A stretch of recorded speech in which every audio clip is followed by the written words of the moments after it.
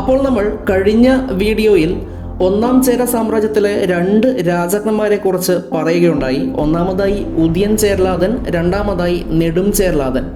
നമുക്കിന്ന് രണ്ട് അല്ലെങ്കിൽ മൂന്ന് രാജാക്കന്മാരെ കുറിച്ച് ഒന്ന് നോക്കാം.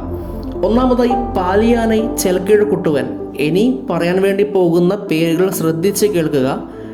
പാലിയാനൈ ചെൽക്കിഴക്കുട്ടുവൻ ഉദിയൻ ചേരലാതൻ്റെ മകനും നെടും ചേരലാതൻ്റെ അനുജനുമായ പാലിയാനൈ ചെൽക്കിഴക്കുട്ടുവൻ 1810 മൂന്നാം ഖണ്ഡത്തിൽ പ്രകീർത്തിക്കപ്പെടുന്ന രാജാവാണ്. പാലിയാനൈ മഹാരാജാവായി പട്ടം കെട്ടിയിട്ടില്ല. 25 വർഷം യുവരാജാവായി വാണതേയുള്ളൂ. ഇദ്ദേഹം ഉത്തര കേരള ആക്രമണത്തിൽ നെടും ചേരലാതനെ സഹായിക്കുകയുണ്ടായി. വടക്കേ മലബാർ, അതായത് പൂഴിനാടിൻ്റെ ഒരു ഭാഗമെങ്കിലും ഈ കാലഘട്ടത്തിൽ ചേര രാജാക്കന്മാർക്ക് അധീനമായിരുന്നു എന്ന് ഇദ്ദേഹത്തിൻ്റെ പൂഴിയർക്കോൻ എന്ന സ്ഥാനപ്പേരിൽ നിന്നും മനസ്സിലാക്കാം. പേര് ശ്രദ്ധിക്കുക, പൂഴിയർക്കോൻ അഥവാ പൂഴിനാടിൻ്റെ രാജാവ് എന്നർത്ഥം.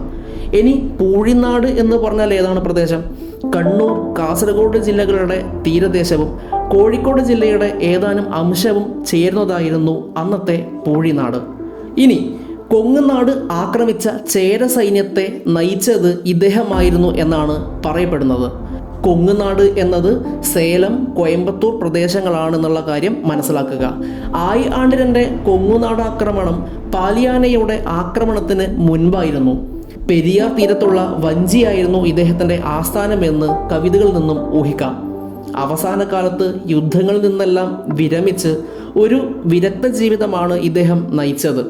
പാലിയാനൈ കവികൾക്കും പണ്ഡിതന്മാർക്കും വിലപ്പെട്ട സമ്മാനങ്ങൾ നൽകിയിരുന്നതായും വേദവിധി പ്രകാരം യാഗം ചെയ്യുന്നതിന് ബ്രാഹ്മണരെ സഹായിച്ചിരുന്നതായും പറയപ്പെടുന്നു.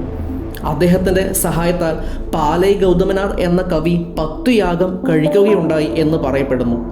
അടുത്തതായി നാർമുടിച്ചേരൽ. ഇദ്ദേഹത്തിന് മറ്റൊരു പേര് കൂടിയുണ്ട്, കളങ്കായ് കണ്ണിനാർമുടിച്ചേരൽ. നെടും ചേരലാതൻ്റെ മകനായ കളങ്കായ് കണ്ണിനാർമുടിച്ചേരലിനെ കാപ്പിയാറ്റ് കാപ്പിയനാർ 1810 4-ാം പത്തിൽ വാഴ്ത്തുന്നു. കാപ്പിയാറ്റ് കാപ്പിയനാർ എന്ന് പറയുന്നത് ഒരു കവിയാണ്. ഇനി ഇദ്ദേഹത്തിന് എങ്ങനെയാണ് ഈ ഒരു പേര്, അതായത് കളങ്കായ് കണ്ണിനാർമുടി എന്നുള്ള പേര് വന്നത് എന്ന് നോക്കാം. യുവരാജാവായി അഭിഷേകം കഴിച്ചപ്പോൾ പനനാര് കൊണ്ടുള്ള കിരീടവും രത്നങ്ങൾക്ക് പകരം കളങ്കായ്കളും അണിഞ്ഞതുകൊണ്ടാണ് കളങ്കായ് കണ്ണിനാർമുടി എന്ന് ഇദ്ദേഹം വിശേഷിപ്പിക്കപ്പെട്ടത്. രാജ്യങ്ങൾ ആക്രമിച്ച് കീഴ്പ്പെടുത്തിയെങ്കിലും പാലിയാനയെ പോലെ ഇദ്ദേഹവും രാജ്യഭാരം ഏറ്റില്ല. യുവരാജാവായി 25 വർഷം വാണശേഷം അച്ഛൻ ജീവിച്ചിരിക്കുമ്പോൾ തന്നെ അദ്ദേഹം മരണമടഞ്ഞു. ഒട്ടേറെ യുദ്ധങ്ങളിൽ അദ്ദേഹം വിജയിച്ചുവെങ്കിലും പരാജിതരായ ശത്രുക്കളോട് സൗജന്യപൂർവ്വമായിട്ടാണ് ഇദ്ദേഹം പെരുമാറിയത്. ഏഴിമലയിലെ നന്നൻ എന്ന രാജാവായിരുന്നു അദ്ദേഹത്തിന് നേരിടേണ്ടി വന്ന ഏറ്റവും പ്രബലനായ ശത്രു.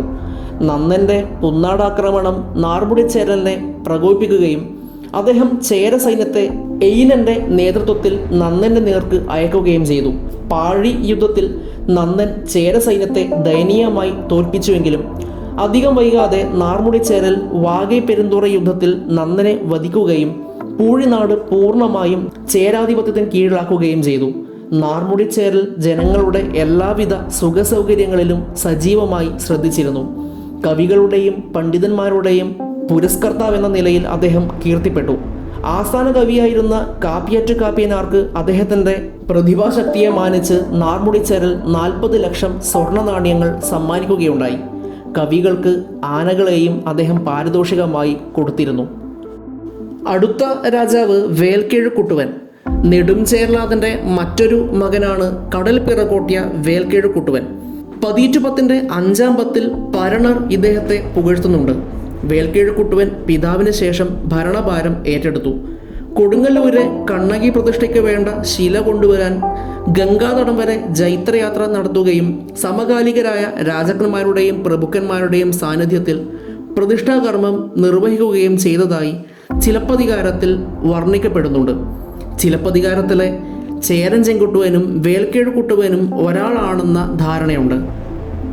വേൽക്കിഴക്കുട്ടുവൻ്റെ മഹത്തായ ഒട്ടേറെ നേട്ടങ്ങളെപ്പറ്റി പരണർ പാടുന്നുണ്ട്. മോഗൂർ മനനെയും കൊങ്ങരെയും ഇദ്ദേഹം തോൽപ്പിച്ചതായി പറയപ്പെടുന്നു. കടൽ പിറകോട്ടിയ എന്ന ബിരുദം സ്വീകരിച്ചതിൽ നിന്നും അദ്ദേഹം സമുദ്രയുദ്ധത്തിൽ കാര്യമായ ഒരു വിജയം നേടിയിരുന്നതായി കരുതാം.